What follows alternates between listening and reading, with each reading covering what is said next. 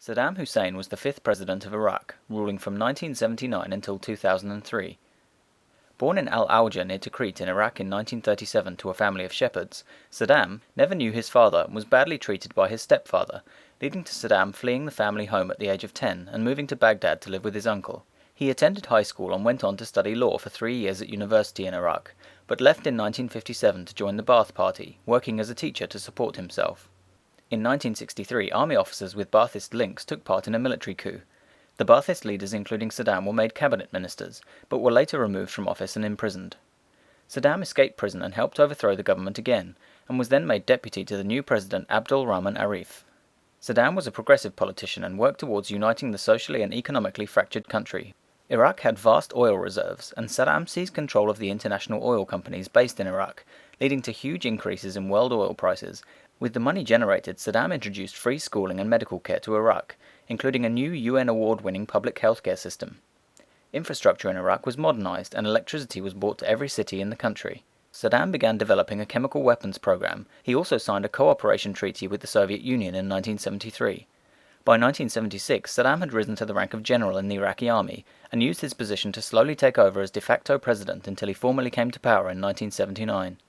To consolidate his position as president, Saddam claimed that 68 members of the Ba'ath Party were guilty of treason and had 22 executed and the rest imprisoned. Saddam had now established himself as president, and with financial and military help from Europe and the United States, he invaded Iran in 1980. The war lasted 8 years and ended in stalemate, with neither side gaining significant territory or resources, and left both countries in desperate financial trouble. Saddam also launched genocidal and suppression campaigns against the Kurdish and opposition population, using poison gas and military attacks, which reportedly led to the deaths of up to 1 million Iraqis.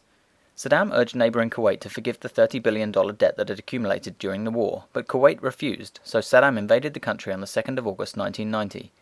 Despite several attempts at diplomatic resolutions, in 1991 a US-led coalition led a ground force to remove Saddam's army from Kuwait and then occupied southern Iraq.